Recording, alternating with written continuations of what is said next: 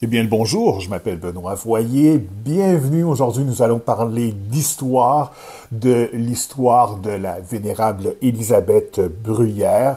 Les notes sont tirées d'un article que j'ai écrit qui a été publié sur le blog Benoît Voyer en liberté.blogspot.com. Alors, la vénérable Élisabeth Bruyère est la fille aînée de Charles Bruguière, un cultivateur, mais était capitaine de la milice, et la fille également de Sophie Mercier. Tous deux ont vécu autour de, à la fin des années 1700. Là. Dans le cas de Charles Bruguière, c'est de 1763 à 1824, et dans le cas de Sophie Mercier, de 1796 à 1849. Quant à Élisabeth Bruyère, elle naît le 19 mars 1818 à l'Assomption, dans l'actuelle région de Lanaudière, au Québec. En 1824, au décès de son père, la mère de famille et ses trois enfants se retrouvent dans une situation économique précaire. Élisabeth n'a que 6 ans à ce moment-là et elle sera marquée par cette pauvreté-là que sa famille vivra. À 16 ans, Élisabeth Bruyère devient enseignante dans une école de rang. En 1839, elle entre chez les Sœurs de la Charité de Montréal, une congrégation fondée par Sainte Marguerite Dufrot de la Gemeraie, veuve de François-Madeleine Diouville. Donc, il s'agit de Sainte Marguerite Diouville, on la connaît sous ce nom-là aujourd'hui. Cette communauté religieuse se consacre au service des pauvres, à cause de son expérience auprès des jeunes et aussi son expérience de pauvreté. On lui confie le soin des orphelines. Élisabeth n'a que 21 ans à ce moment-là. En 1844, pour donner suite à une demande des Sœurs Grises, les sœurs s'établissent à Byton. C'est le nom qu'on donnait autrefois à la ville d'Ottawa, la capitale actuelle du Canada.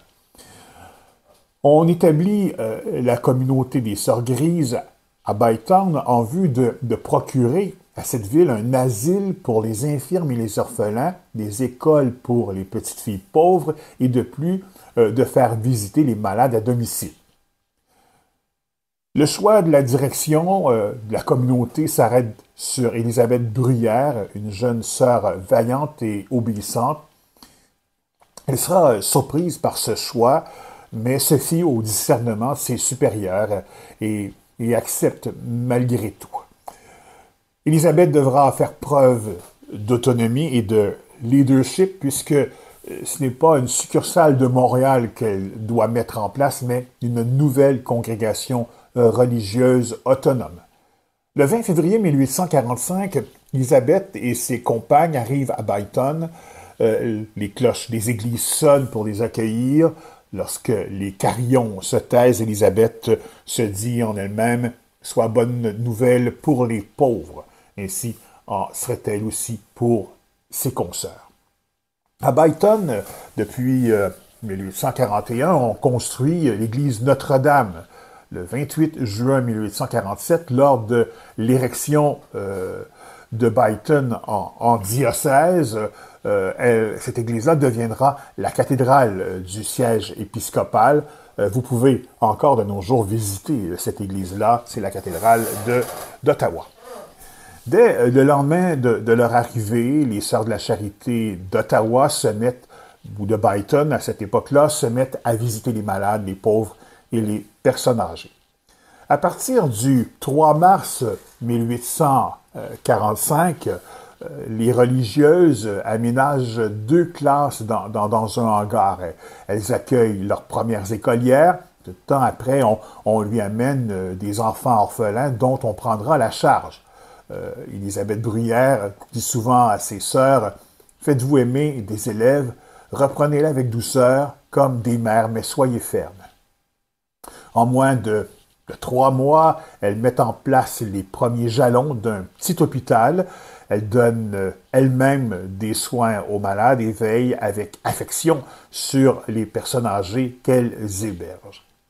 Ses compagnes entendront souvent Élisabeth, leur supérieure, leur dire si nous perdons l'amour du pauvre, nous perdons notre esprit propre.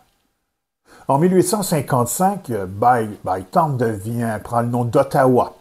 Le 31 octobre 1857, 2 ans plus tard, la municipalité devient la capitale de la province du Canada uni. Et en 1867, lors de la naissance du Canada, le Canada qu'on connaît aujourd'hui, celle-ci devient la capitale du pays, du Grand Canada d'aujourd'hui. Élisabeth et ses sœurs verront se construire les bâtiments gouvernementaux à partir de 1859. Élisabeth Bruyère décède à Ottawa le 5 avril 1876. De quelques compagnes à son arrivée à Bytown en 1845, elles sont plus de 200 lors de son départ pour l'autre monde, réparties en Ontario, au Québec et aux États-Unis. Plus tard, elles s'établiront dans de nombreux pays. Le 14 avril 2018, Élisabeth Bruyère a été déclarée vénérable par le pape François. C'est la première étape vers une future béatification et canonisation par l'Église catholique. Elle repose au cimetière Notre-Dame à Ottawa, à quelques pas du premier ministre Wilfrid Laurier. Dès que vous entrez dans le cimetière, là, allez tout de suite en arrière du monument de Wilfrid Laurier, parce que c'est immense, là, et vous verrez le cimetière des Sœurs de la Charité d'Ottawa, et Élisabeth Bruyère, la Vénérable, y repose.